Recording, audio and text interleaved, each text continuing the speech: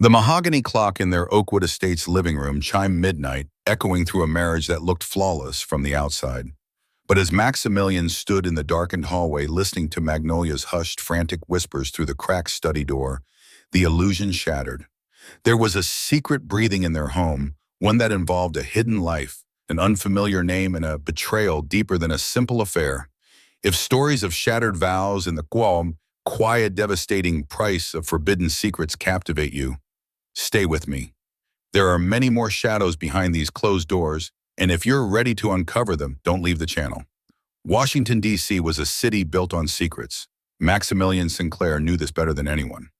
In his line of work dealing with foreign diplomats and political power brokers, a man survived by reading the space between words, by noticing the slight shift in a gaze or the nervous tap of a finger. He was paid to decipher the truth hidden beneath polished exteriors.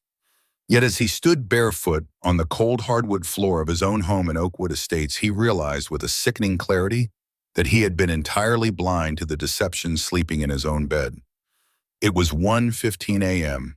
The house was submerged in the heavy insulated silence typical of their gated community. Maximilian had woken up with a dry throat, reaching out instinctively for the warmth of his wife Magnolia. His hand had met only cool, empty sheets. Usually if she couldn't sleep, she would be in the kitchen, brewing chamomile tea and reading a paperback. But there was no soft light spilling from the kitchen archway. Instead, a faint, erratic glow seeped from beneath the heavy mahogany door of his private study at the end of the hall. Maximilian approached slowly. The thick Persian runner absorbed the sound of his footsteps. He didn't intend to eavesdrop. He merely thought she was having trouble with the Wi-Fi or returning a late email. But as he reached for the brass handle, her voice bled through the wood, not her usual melodic tone, but a harsh, frantic whisper vibrating with a panic he had never heard before. "You promised Robert. You promised me you wouldn't call this late." Maximilian froze. His hand hovered an inch from the doorknob. The air in the hallway suddenly felt thin, inadequate for his lungs. Robert. The name hung in the quiet air, a foreign entity trespassing in his home. He knew a few Roberts in his political circles, but Magnolia never spoke to them. She loathed his world of galas and strategic handshakes. It was why she claimed she kept her modest, unremarkable job at the local post office, to stay grounded, to remain separate from the toxic machinery of DC ambition. "I can't just leave right now," Magnolia hissed, her voice cracking slightly. "Max is upstairs. He's a light sleeper. If he sees the credit card statement from the hotel..." "Robert, listen to me. You have to delete the footage. If anyone at the desk remembers us..." The words hit Maximilian like physical blows. Hotel, footage, us. He leaned closer to the door, his heart hammering a violent rhythm against his ribs. The political strategist in his brain, the man trained to remain detached in a crisis, immediately kicked in, building a firewall against the sudden agonizing pain blooming in his chest. "I'll be at the post office at 8, Magnolia whispered, the desperation turning into a plea. "We can figure it out then. Just don't do anything stupid. Please, I have too much to lose here." A heavy sigh filtered through the wood, followed by the soft click of a phone disconnecting. Maximilian stepped back, retreating silently into the shadows of the corridor before the study door could open. He moved like a ghost back to their master bedroom. He slid beneath the cold sheets, staring up at the vaulted ceiling, listening to the city hum faintly in the distance. Minutes later, the bedroom door creaked open. Magnolia slipped into the room, a slender silhouette against the moonlight filtering through the blinds. She moved carefully, slipping into bed beside him. She smelled faintly of vanilla and something else, a sharp metallic scent of pure anxiety. She rested her hand lightly on his chest, seeking comfort. It was a gesture of profound, heartbreaking familiarity. Yesterday it would have grounded him. Tonight her touch felt like a slow-acting poison. Maximilian kept his breathing, even feigning sleep, while his mind raced through the dark, terrifying labyrinth his life had just become. The woman lying next to him was a stranger, and whatever truth she was hiding was about to burn their perfect world to the ground. Morning light filtered through the sheer curtains of their Oakwood Estates bedroom, painting pale, deceptive strokes of normalcy across the duvet. Maximilian lay perfectly still, feigning sleep as he had for the past 5 hours. Beside him, Magnolia stirred. Her morning routine, which had once felt comfortably predictable, now played out before him like a carefully rehearsed theatrical performance. She slipped out of bed, pulling her silk robe tight against the morning chill. Usually she would leave her phone on the nightstand, its screen dark and ignored until after her first cup of coffee. Today, however, her fingers darted out, snatching the device from the marble surface with a subtle, practiced urgency before she disappeared into the master bathroom. Maximilian sat up, the silence of the room pressing heavily against his chest. He dressed for his day at the Capitol with mechanical precision. The crisp white shirt, the tailored navy suit, the silk tie armor for a man preparing for a war he never wanted to fight. Downstairs in the kitchen, the espresso machine hummed a low, comforting tune. Magnolia stood by the island, staring out the bay window at the manicured lawns of their gated community. She wore her uniform, a simple, unpretentious outfit suited for her job at the local post office. It was a point of contention that had baffled Maximilian's political colleagues for years. Why would the wife of a rising DC power player sort mail, they would ask, over scotch and cigars? Magnolia's answer was always a soft, self-deprecating smile. "It keeps me real," she would say. "It keeps me away from the noise." Now looking at her slender back, the excuse tasted like ash in his mouth. It wasn't about staying grounded. It was about creating an airtight alibi. A government job with strict, predictable hours. A valid reason to be unreachable. A perfect, boring cover story that no one would ever think to question. "Good morning," Maximilian said, his voice smooth, betraying none of the seismic shifts fracturing his reality. Magnolia flinched. The movement was minuscule, a mere tightening of her shoulders, but to a man trained to read diplomatic tells, it was a scream. She turned around, offering a bright, brittle smile. "Morning, Max. I didn't hear you come down." "Just thinking about the summit next week." He lied easily, pouring himself a cup of black coffee. He moved closer, brushing a kiss against her cheek. It was a calculated intrusion. As his face neared hers, he inhaled deliberately. Beneath the familiar, comforting scent of her vanilla lotion, there was an undercurrent. It was faint, clinging stubbornly to the collar of her modest blouse, a sharp, woody cologne with a heavy hint of vetiver. It was not his. Maximilian wore a subtle, custom-blended citrus. The scent belonged to a man who didn't care about the quiet elegance of the DC elite. It belonged to a man who left a heavy, lingering mark. "Robert." "You smell nice," Maximilian murmured. Taking a sip of his coffee, his eyes fixed on the dark liquid. Her hand instinctively went to her collar, a fleeting gesture of defense. "Oh, I tried a new fabric softener," she stammered, her gaze dropping to the marble countertop. She quickly picked up her purse, her knuckles white around the leather strap. Her phone was already securely buried in its depths. "I should go. The morning rush at the counter is always chaotic." "Of course," he replied, watching her retreat toward the garage door. "Have a good day at the post office, Maggie." "You too, Max." The heavy door clicked shut behind her, plunging the kitchen back into silence. Maximilian stood alone, the taste of premium coffee turning bitter on his tongue. He didn't just have a cheating wife. He had a strategist, a woman who had constructed an entire alternate reality right under his nose. He pulled his own phone from his suit pocket and dialed a number he hadn't used for personal matters in years. "Jean Rasson," Maximilian said when the line connected, his voice devoid of all warmth. "I need your help with a private matter. We need to look into an employee at the local postal branch." The evening rain lashed against the floor-to-ceiling windows of the Oakwood Estate's living room, blurring the street lamps into streaks of pale gold. Maximilian sat in his leather armchair, a glass of untouched bourbon resting on his knee. The silence in the house had thickened over the past 3 days, turning the air dense and unbreathable. Every interaction with Magnolia had become a chess match, a delicate exercise in observing the micro-expressions she thought she was hiding. When she finally entered the room, she looked like a woman walking to the gallows. She hadn't changed out of her clothes from the post office. Her beige cardigan hung limply from her shoulders, and her face was drained of all color, possessing the waxy pallor of someone in deep systemic shock. She didn't sit in the armchair opposite him. Instead, she perched on the very edge of the sofa, her knees pressed tightly together, her hands gripping her own thighs so fiercely her knuckles turned translucent.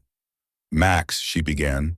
Her voice was a dry, hollow rasp that barely carried over the sound of the rain. Maximilian set his bourbon down on the glass coaster. The soft clink seemed to make her flinch. "What is it, Maggie? You look exhausted." He kept his tone even, laced with the exact amount of gentle concern expected of a loving husband. She swallowed hard. Her eyes darted wildly around the room, looking at the fireplace, the Persian rug, the abstract painting on the wall, anywhere but at him. Finally, she forced her gaze to his collarbone. "I took a test this morning," she whispered, the words tumbling out as if pushed by a sudden, desperate lack of oxygen. "I went to the clinic on my lunch break to confirm it. Max, I'm pregnant." For a fraction of a second, the political strategist in Maximilian faltered. The air left his lungs.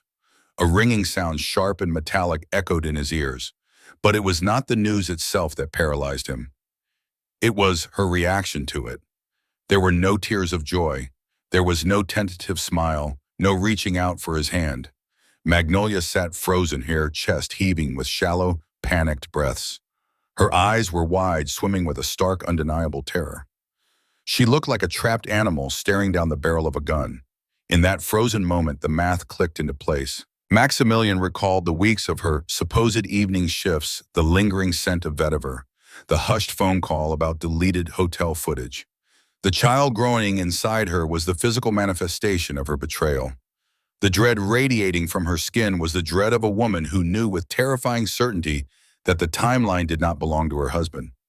Maximilian stood up. He walked slowly across the expanse of the rug and knelt before her.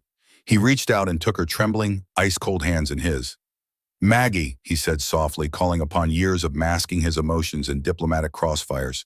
He forced a smile, a masterful imitation of overwhelmed relief.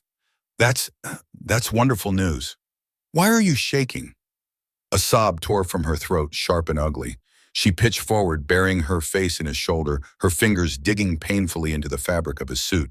She wept not with relief, but with the despair of a woman whose carefully constructed double life was rapidly collapsing inward.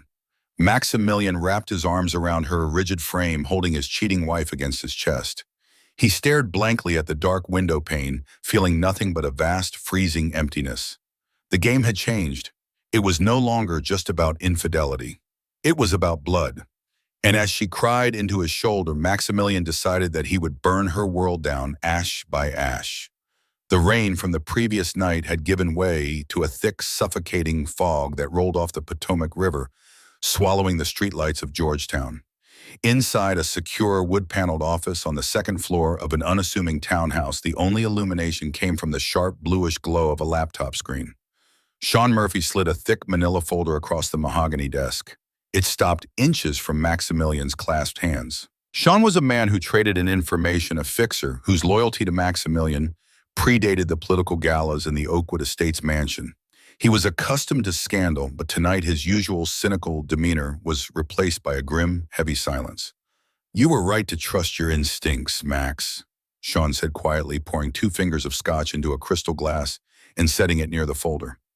"The post office job, it's real technically. She is on the payroll, but her hours, they don't match the time she spends away from home." Maximilian did not reach for the drink. His eyes were fixed on the unremarkable beige cover of the file. "Show me." Sean tapped a few keys on his laptop, turning the screen so Maximilian could see. She opened a separate low-profile checking account 3 years ago. It's registered under her maiden name to a P.O. box in Alexandria. Small, regular deposits. Cash only. Hard to trace unless you know exactly what to look for. 3 years. The words echoed in Maximilian's mind, cold and sharp. 3 years of smiling over morning coffee, 3 years of anniversary dinners, 3 years of lies meticulously funded and executed while he slept beside her. "Where is the money going?" Maximilian asked, his voice deadened, devoid of the tremor Sean might have expected. Sean pulled a printed spreadsheet from the folder. "Routine expenses, mostly. Groceries, utilities, hardware stores. But there's a recurring withdrawal every month. It doesn't go to a Hotel Max." Sean paused, tracing a line on the paper with a heavy silver pen. "It goes toward a mortgage." The silence in the room grew absolute.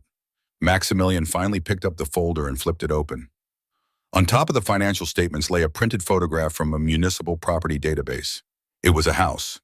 A modest split-level home with white vinyl siding and a neatly trimmed lawn in a quiet, thoroughly unremarkable suburb of Silver Spring, Maryland. It was a world away from the marble floors and high security of their D.C. life.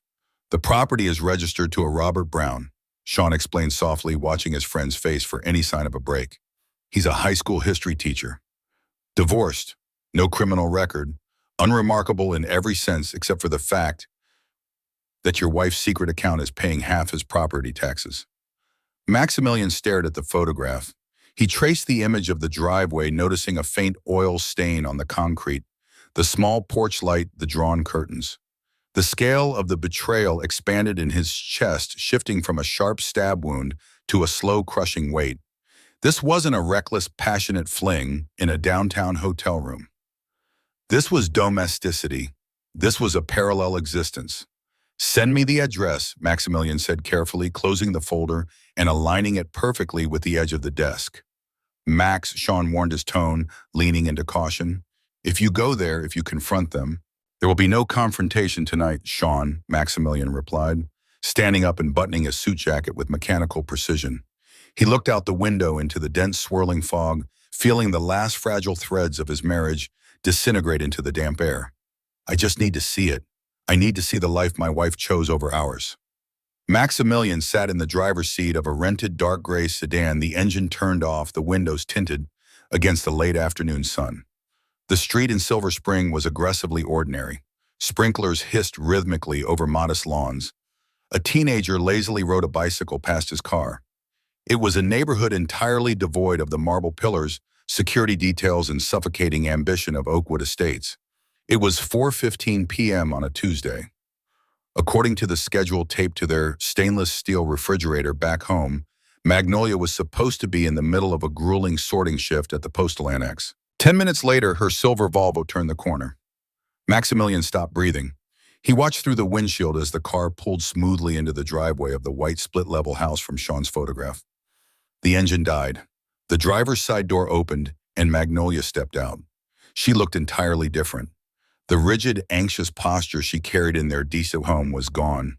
She was wearing faded jeans and a loose, oversized sweater clothes. He had never seen her wear clothes that she would never dare wear in front of her status-obsessed mother.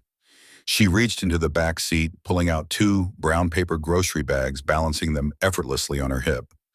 Before she could reach the front steps, the screen door swung violently open. A man stepped out onto the porch. Robert Brown. He was exactly as the background check had described, average build, dressed in a faded flannel shirt and khakis, projecting the soft, unthreatening demeanor of a high school history teacher. But it was what happened next that paralyzed Maximilian, turning the blood in his veins to ice. Robert didn't pull her into a frantic, forbidden embrace. Instead, he simply walked down the steps, took one of the heavy grocery bags from her arms, and kissed her softly on the temple. It was a casual, deeply ingrained gesture of domestic routine. It was the kiss of a husband welcoming his wife home. Magnolia leaned into his touch, a genuine, relaxed smile blooming on her face. A smile Maximilian realized he had not seen directed at him in years. Then a high-pitched voice pierced the quiet suburban air. A little boy, perhaps 4 years old, tumbled out of the open front door, his small feet slapping against the concrete porch. He had Robert's sandy hair. "Maggie!" the boy shrieked, launching himself down the steps. Magnolia dropped to one knee right there in the driveway, abandoning the remaining grocery bag on the hood of the Volvo. She caught the boy in her arms, burying her face in his neck, laughing a bright, echoing laugh that shattered the silence in Maximilian's car. She lifted the child, settling him comfortably against her side as Robert wrapped a casual arm around her waist. Together, the 3 of them walked up the steps and disappeared into the house. The heavy front door closed behind them, shutting out the world. Maximilian remained frozen behind the steering wheel. The silence in the rented sedan was absolute, save for the faint rhythmic ticking of the cooling engine. His hands gripped the leather wheels so tightly his knuckles ached, yet he felt entirely numb. The pieces fell into a devastating, perfect alignment. The low-profile bank account wasn't funding weekend hotel flings. It was buying groceries and paying for a child's winter coat. The profound dread she showed when confessing her pregnancy wasn't just guilt over an affair. It was the terror of a woman realizing her 2 completely separate worlds were about to violently collide. She didn't just have a lover, she had built a sanctuary. And Maximilian, with his elite status, his wealth, and his unwavering trust, was merely the silent, foolish benefactor keeping the lights on in her secret home. He closed his eyes, leaning his head back against the headrest. When he opened them again, the pain was gone. replaced by a cold surgical clarity. The time for mourning the marriage was over. The dismantling was about to begin. The hum of the ventilation system in Sean's windowless basement office sounded like the steady, labored breathing of a mechanical beast. The room was aggressively sterile, devoid of the mahogany and leather that decorated the upper floors. Here in the cold, ambient glow of server racks, truth was reduced to raw data. Maximilian sat at a stainless steel desk, his posture impeccably straight, his expression an unreadable mask. Sean stood beside him, holding a small, matte black USB drive between his thumb and forefinger. It looked entirely innocuous, a tiny piece of plastic and metal that possessed enough destructive power to obliterate two families. The hotel in Alexandria, Sean said, his voice stripped of its usual smooth cadence. Their security system overwrites every 30 days, but the manager was easily persuaded to let my tech run a deep recovery on the server. Robert thought he had it wiped. He was sloppy. Sean placed the drive on the steel surface. It slid a few inches before coming to a halt perfectly parallel to Maximilian's sleek laptop. The timestamp is the anchor, Max, Sean continued softly. It places them together for a consecutive 48-hour period, exactly 5.5 weeks ago. 5.5 weeks, the mathematics of biology and betrayal aligned with agonizing perfection. It was the exact window of conception for the child Magnolia was currently carrying in their Oakwood Estates home, the child she had wept over with such visceral terror. Maximilian picked up the drive. The metal casing was cold against his skin. He inserted it into the port on his laptop. A video file appeared on the screen titled "Only" with a string of numerical dates. He double-clicked it. The footage was grainy, stripped of audio, and cast in the stark, unflattering light of a secondary hotel corridor. The time code pulsed relentlessly in the bottom right corner, October 14th, 11:42 p.m. The heavy elevator doors parted on the screen. Magnolia stepped out, followed closely by Robert Brown. Maximilian did not look away. He forced himself to watch the way her hand naturally found its way to the small of Robert's back, guiding him down the hallway. He watched the way Robert leaned down, pressing his face into her neck as she fumbled with the magnetic keycard. There was no hesitation, no frantic urgency of an illicit rendezvous. It was an established routine. It was the easy, devastating comfort of a couple returning to their shared space. The door opened and they disappeared inside. The hallway on the screen grew empty, yet Maximilian let the video run for another full minute, watching the static, closed door. He felt no sudden spike of rage, no overwhelming urge to shatter the screen. The agonizing fire that had consumed him since the night he stood outside her study door had entirely burned itself out. What remained in his chest was a landscape of pure freezing ash. "Do you have everything backed up on a secure encrypted server?" Maximilian asked, his voice disturbingly calm. He carefully ejected the drive, slipping it into the inner breast pocket of his tailored suit, pressing it against his heart. 3 separate locations, Sean confirmed, leaning against the edge of the desk. "She can't erase it. No one can." Maximilian nodded once, closing the laptop. The screen went dark, plunging his reflection into the black glass. He thought of Magnolia's mother, a formidable, terrifying matriarch who ruled DC high society with an iron fist, a woman who valued lineage optics and flawless reputation above her own daughter's breathing. A divorce would simply be a scandal. It could be managed, spun by expensive PR firms as an amicable separation. But this undeniable digitized proof of a secret life and a bastard child was an execution. "Good," Maximilian whispered into the sterile silence of the room. "Let her keep her secrets for a few more days. I want her to feel perfectly safe before the ground opens up beneath her." The crystal chandeliers of the Willard Intercontinental Hotel cast a fractured prismatic light over the apex of Washington society. It was a room suffocating under the weight of expensive perfume-tailored tuxedos and calculated ambition. Moving through the center of it all, Maximilian Sinclair was putting on the performance of a lifetime. His hand rested flat and possessive against the lower curve of Magnolia's spine. She was draped in a breathtaking emerald silk gown, a garment selected by her mother specifically for this evening's optics. Yet beneath the expensive fabric, Maximilian could feel the fine, relentless tremor vibrating through his wife's body. She felt as fragile as spun glass, ready to shatter at the slightest pressure. "Max, my boy." The booming voice of Senator Hayes cut through the ambient jazz. The older statesman held out a heavy hand, his face flushed with bourbon and good cheer. "And the glowing mother-to-be, I heard the magnificent news. A Sinclair heir. It's about time you two locked in the legacy." Maximilian smiled a warm, perfectly calibrated expression of paternal pride. He pulled Magnolia just a fraction of an inch closer, leaning down to press a soft, lingering kiss to her temple. "Thank you, Arthur," Maximilian said smoothly, his voice carrying the exact timbre of a man deeply in love. "We are absolutely thrilled. Maggie has been my rock through every campaign, every late-night session. Now it's my turn to take care of her." Magnolia's breath hitched. To the senator, it sounded like a quiet gasp of joyful emotion. To Maximilian, whose thumb was slowly tracing soothing circles on the silk covering her hip, it was the sound of a woman drowning. She stared down at her glass of sparkling water, her knuckles stark white against the crystal. "Thank you, Senator," she managed to whisper, her voice thin and reedy. "She needs her rest, of course." Maximilian continued smoothly, turning his gaze down to his wife with absolute weaponized adoration. "I've been trying to convince her to finally give up that post office job. Now that she's expecting, well, she needs to prioritize our family." The verbal trap snapped shut, invisible to everyone in the room except the two of them. Magnolia flinched violently. The mention of the post office, her fragile fabricated tether to Robert and the little boy in Silver Spring, sent a shockwave of panic across her pale features. She looked up at Maximilian, her eyes wide, searching his handsome, untroubled face for any sign of suspicion. She found none. Only the devastating, suffocating warmth of a devoted husband. That was the true torture. Maximilian realized with a cold satisfaction that his kindness was far more destructive than his rage could ever be. By playing the perfect, accommodating partner, he was force-feeding her the agonizing reality of what she was betraying. I think I need a moment," Magnolia stammered, untangling herself from his embrace with desperate urgency.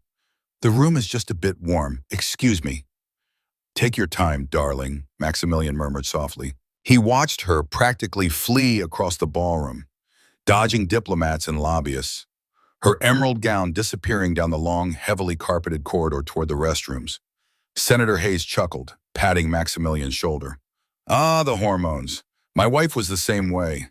You're a good man, Max, a very good man." "I do my best, Arthur," Maximilian replied, his eyes remaining fixed on the empty archway where his wife had vanished. He took a slow, calculated sip of his scotch, the ice clinking softly against the glass. The foundation of her double life was cracking under the immense pressure of his fabricated love, and he intended to watch every single piece of it crumble. The patio of the Chevy Chase Club was bathed in the crisp, unforgiving light of a late Sunday morning. Here, among the manicured hedges and the quiet murmur of Washington's old money reputations, were both forged and dismantled over mimosas and eggs Benedict. Maximilian sat effortlessly in his wrought iron chair nursing a black coffee. Across from him sat his mother-in-law, Eleanor James. Eleanor was a woman sculpted from ice and ambition. Dressed in a flawless Chanel tweed suit, her posture was rigidly straight, her sharp, assessing eyes taking in the surrounding tables before locking onto her daughter. Magnolia sat between them, a pale, silent ghost in a pastel sundress, her hands folded tightly in her lap. She had ordered sparkling water and a dry pastry she had not touched. "I must say, Max," Eleanor began, her voice a clipped, aristocratic purr, as she sliced into her grapefruit with the precision of a surgeon. "The news of the pregnancy is perfectly timed. The senator was practically singing your praises at the country club yesterday. A family man is exactly what the party needs for the upcoming cycle." "We are very blessed, Eleanor," Maximilian replied, smoothly offering a practiced, humble smile. "Maggie has been glowing." He glanced at his wife. She looked nauseous. Her eyes flicked toward her mother, filled with a primal, deeply ingrained dread. "Well, it's about time," Eleanor said, not bothering to lower her voice. She leveled a chilling stare at Magnolia. "I was beginning to worry you were going to throw your life away playing working-class martyr at that ridiculous post office. You are a James Magnolia. Now you will be the mother of a Sinclair. There is no more room for these quaint pedestrian hobbies. You have a legacy to protect." Magnolia swallowed hard, her throat working visibly. "Yes, Mother, I know." Watching the exchange, a profound clarity washed over Maximilian. For weeks, he had struggled to understand why Magnolia hadn't just left him.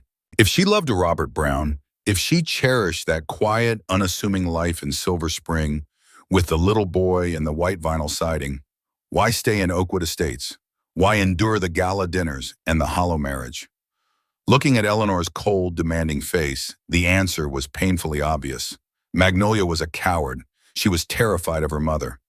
To leave Maximilian for a middle school history teacher in the suburbs would mean facing Eleanor's wrath, being disinherited, and enduring the brutal public humiliation of the DC social elite.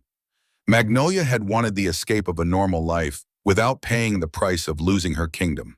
She had wanted both, and in doing so, she had destroyed everything. Maximilian took a slow sip of his coffee, the bitter liquid grounding him. He had initially planned to serve Magnolia with divorce papers, perhaps let his lawyers drain her trust fund. But as Eleanor continued to lecture her daughter on the importance of optics, public image, and the absolute necessity of maintaining a flawless facade, his strategy shifted. A quiet divorce would allow Eleanor to control the narrative. She would spin it as a mutual parting of ways, perhaps even paint Maximilian as the villain who neglected his heavily pregnant wife. Magnolia would cry, retreat to the family estate, and be protected by her mother's iron shield. No, Maximilian thought, feeling a glacial calm settle deep within his bones. I will not fight your mother, Maggie. I will let her destroy you. The hotel video and the financial records burning a digital hole in his secure server were not meant for a divorce attorney. They were meant for Eleanor. The ultimate punishment for a woman who lived in terror of losing her perfect image was to force the person she feared most to watch that image burn. I couldn't agree more, Eleanor, Maximilian said softly, reaching across the white linen tablecloth to pat Magnolia's trembling hand. Legacy is everything. The truth always has a way of coming to the light. The midnight hours in Oakwood Estates always carried a suffocating stillness, a quiet so profound it felt manufactured. Inside his mahogany-paneled study, Maximilian Sinclair was systematically dismantling his life. The glow of his laptop illuminated the sharp, tired angles of his face as he reviewed the last of the digital paperwork. Sean had been thorough. Offshore accounts were secured, direct deposits rerouted, and his name quietly extracted from the joint assets that weren't inextricably tied to the James family trust. It was a flawless financial extraction executed with the cold precision of a military operation. He closed the banking tabs. In the drafts folder of his private email server sat a single unadorned message addressed to Eleanor James. Attached to it was the encrypted video file from the Alexandria Hotel. The weapon was loaded, it merely needed a trigger. Maximilian stood up, his movements slow and deliberate. He walked to the hidden wall safe behind the bookshelves, retrieving his passport and a heavy-bound stack of emergency cash. He moved down the hallway toward the master suite, his footsteps entirely swallowed by the thick Persian runners. The bedroom was bathed in the pale, sterile light of a waning moon filtering through the sheer curtains. Magnolia lay on her side, her breathing deep and rhythmic. She had finally succumbed to exhaustion after days of nervous pacing, forced smiles, and the crushing weight of her own secret. In sleep, the harsh, terrified lines of her face had smoothed out, making her look remarkably like the woman he had married 5 years ago. He stood at the foot of the bed, watching the gentle rise and fall of the duvet. There was a time when looking at her brought him a profound sense of peace, a feeling that despite the cutthroat transactional nature of Washington, he had built a sanctuary. Now looking at the curve of her waist, knowing another man's child was growing inside her, he felt absolutely nothing. The blazing anger of the first few days had burned off, and the crushing sorrow had completely calcified. He turned away, moving silently into the expansive walk-in closet. He pulled a dark leather duffel bag from the top shelf. He did not pack tailored suits or silk ties. He would not be returning to Capitol Hill, not for a very long time. He packed simple essentials, sweaters, dark jeans, a single pair of heavy boots. These were the belongings of a man who was disappearing, not a politician making a calculated public statement. As he zipped the heavy brass zipper of the bag closed, he caught his reflection in the full-length mirror. He looked exactly the same, yet the man staring back was a stranger. The Maximilian Sinclair, who loved Magnolia James, was dead buried beneath the weight of a mortgage in Silver Spring and the echoing laugh of a little boy with sandy hair. He carried the duffel bag out of the closet and set it gently near the door of his study down the hall. He returned to the bedroom doorway for one last look. Magnolia shifted in her sleep, murmuring something soft and unintelligible, her hand reaching out across the empty space on his side of the mattress. Her fingers curled into the cold sheets, grasping at a phantom. Maximilian did not step forward to comfort her. He simply watched her hand fall limp against the high thread count cotton. The point of no return had been crossed. The illusion was over. He turned his back on his sleeping wife and walked out into the dark hallway, waiting for the sun to rise. Tuesday morning arrived with a pale, indifferent sunlight that washed over the manicured lawns of Oakwood Estates. Inside the kitchen, the routine played out with sickening normalcy. Magnolia stood by the marble island, adjusting the collar of her modest, unpretentious blouse. She poured her coffee into a travel mug, her movements brisk and focused the anxious tremor from the weekend gala successfully buried beneath her practiced facade. "I'll be home by 6 max," she said, leaning in to brush a fleeting, obligatory kiss against his jaw. Today she had layered her vanilla lotion, heavily masking any trace of the woodsy vetiver cologne. "There's a backlog of packages at the annex, so I might be slightly delayed." "Take your time, Maggie," Maximilian replied, his voice an even, unreadable baritone. "Drive safely." He stood by the bay window, holding his own ceramic mug, and watched her silver Volvo back out of the driveway. He watched the car turn the corner, knowing with absolute freezing certainty that she was not navigating toward the city's postal sorting facility. She was heading north toward the white vinyl siding of Silver Spring, toward the sandy-haired boy and the high school history teacher who was currently expecting his child. Once the taillights vanished, the heavy silence of the empty house settled around him. Maximilian set his coffee down. He walked down the corridor, his footsteps muted by the Persian runners, and stepped into his private study. The air in the room was cool and still. He sat behind his heavy mahogany desk and tapped the spacebar on his laptop. The screen flared to life, casting a sharp bluish glow across his composed features.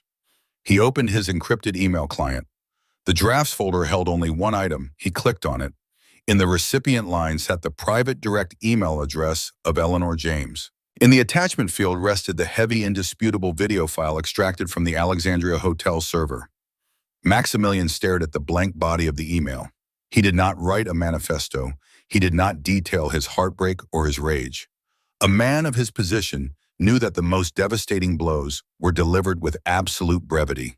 His fingers hovered over the keyboard, moving with measured precision. "Eleanor, I thought you should be fully informed about the reality of the James family legacy you hold so dearly. The child Magnolia is currently carrying is not a Sinclair. The attached security footage from last month will clarify the extent of her second life. I am vacating the premises today. Direct all future correspondence to my attorneys. Maximilian." He read the words twice. They were completely devoid of emotion, reading more like a corporate termination notice than the end of a 5-year marriage. It was exactly what Eleanor would understand. He moved the cursor to the bottom of the screen. He thought of the suffocating brunch at the Chevy Chase Club, of Magnolia's primal terror, of her mother's judgment of the desperate lies she had spun to keep her kingdom while building a separate sanctuary. He felt no pity. Maximilian pressed the trackpad. A small, muted whoosh echoed from the laptop speakers. The progress bar flashed briefly as the heavy video file uploaded to the server, and then the window vanished. Message sent. It was done. Somewhere across the city in a sun-drenched parlor, Eleanor James's phone was about to chime. Maximilian closed the laptop, the soft click of the lid echoing like a judge's gavel in the quiet room. He stood up, adjusted his cuffs, and walked out of the study to retrieve his leather duffel bag. The countdown had officially begun. At 10:15 a.m., the white split-level house in Silver Spring smelled warmly of cinnamon and freshly brewed coffee. Robert had already left for the high school, and the little boy was safely dropped off at his morning preschool program. Magnolia stood at the laminate kitchen counter wearing her oversized sweater, humming softly as she loaded the dishwasher.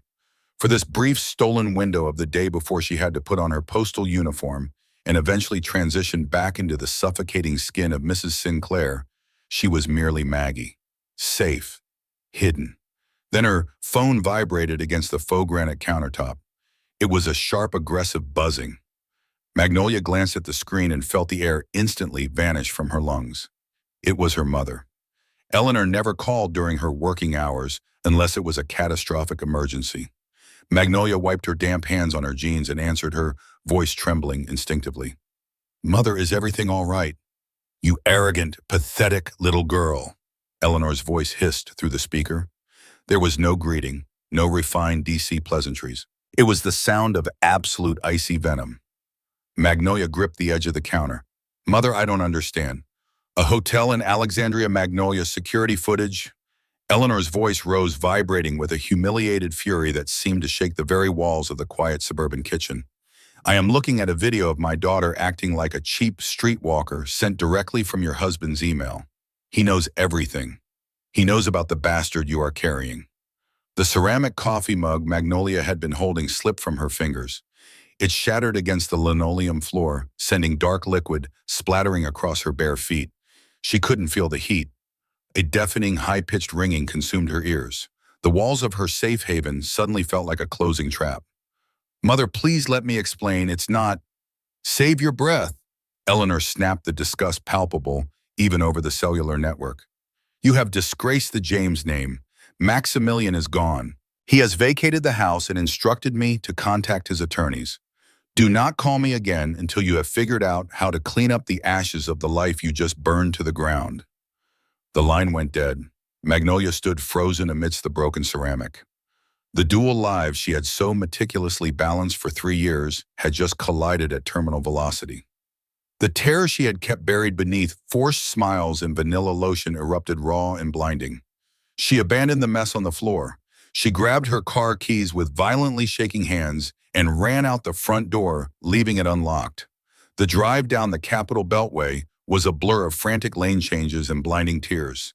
Magnolia wept, her chest heaving with ugly, gasping sobs. She had thought she was so clever, keeping Maximilian completely oblivious with her post office alibi and her quiet obedience. She had never anticipated the cold, calculated cruelty of his silence. He hadn't screamed. He hadn't demanded answers. He had simply gathered the evidence and handed the executioner's axe to her mother. When the silver Volvo finally screeched into the circular driveway of Oakwood Estates, the grand, imposing facade of the mansion felt like a mausoleum. Magnolia fumbled with her keys, practically throwing her weight against the heavy mahogany front door. Max, she screamed, her voice tearing painfully in her throat. Max, please, are you here, please? She ran through the pristine foyer, her heels clicking frantically against the marble. The house was immaculately clean, bathed in the indifferent midday sunlight. She burst into the master bedroom. The bed was perfectly made. She tore open the walk-in closet. His tailored suit still hung in neat rows, but the dark leather duffel bag that usually sat on the top shelf was gone. She stumbled down the hallway, her breath coming in ragged, hysterical gasps, and pushed open the door to his private study. The heavy desk was cleared. His laptop was gone. The faint, lingering scent of his custom citrus cologne hung in the air, a ghost of the husband who had slept beside her, knowing her darkest secrets and waiting for the perfect moment to walk away. Magnolia's knees finally gave out. She collapsed onto the thick Persian runner, burying her face in her hands. The cavernous house echoed with the sound of her weeping, offering no comfort, only the crushing, absolute certainty that her karma had finally arrived and she was entirely alone to face it. Maximilian stood on the pristine driveway of Oakwood Estates for the very last time. The heavy mahogany door had clicked shut behind him 30 minutes before Magnolia's frantic arrival, the metallic thud signaling the definitive, irreversible end of an era. A sleek black town car idled by the curb, its exhaust curling faintly into the crisp, late-morning air. He handed his leather duffel bag to the silent driver, slid into the spacious, leather-scented back seat, and instructed him simply, Dulles International Departures. As the car pulled away, gliding smoothly past the manicured lawns and towering security gates of the neighborhood he used to call home, Maximilian's phone began to vibrate in the breast pocket of his suit. It was a relentless, desperate, pulsing rhythm. He withdrew the device and stared at the illuminated screen. Maggie. It flashed once, twice, then shifted to a missed call, only to immediately light up again. Following the calls came the texts, a frantic digital bleat of a woman whose world was actively burning to the ground. Max, please. Where are you? My mother just called. Max, please, you have to listen to me. I'm at the house. It's empty. Max, I'm so sorry. I'm so sorry. He read the words, watching the text bubbles populate the screen, but they evoked no pity, no lingering hesitation, not even a spark of vindictive joy. The apologies were not for the profound betrayal of his trust. They were for the fact that she had been caught. They were the desperate pleas of a woman realizing that the comfortable parasitic ecosystem she had built between Oakwood Estates and Silver Spring had been violently, expertly dismantled. Maximilian pressed the power button, holding it down until the screen went entirely black, cutting off her digital lifeline. He slipped the dead phone back into his pocket. The silence in the back of the town car was profound, broken only by the rhythmic hum of the tires against the asphalt as they merged onto the highway. Through the tinted window, the iconic skyline of Washington, D.C. passed by in a blur of white marble and gray concrete. The Capitol Dome, the imposing monuments, the upscale restaurants where he had built his career and maintained his meticulously crafted facade of a perfect marriage, it all looked suddenly small, like a grand theater set being struck down after the final curtain. He thought of Eleanor James, undoubtedly already screaming at her crisis management team, furious not at the destruction of her daughter's marriage, but at the impending stain on her precious legacy. He thought of Robert Brown, the unassuming history teacher, who would soon learn that the woman paying his mortgage was not a quaint, grounded postal worker, but a disgraced DC socialite fleeing the wreckage of her own making. And finally, he thought of Magnolia weeping on the Persian runner of an empty mansion, crushed entirely beneath the weight of the two lives she had tried to greedily consume. Maximilian leaned his head back against the cool leather seat, closing his eyes. He reached into his inner jacket pocket, his fingers brushing against the stiff edge of his passport and the thick-bound envelope of untraceable cash. For the first time in 3 years, the suffocating heavy pressure in his chest was gone.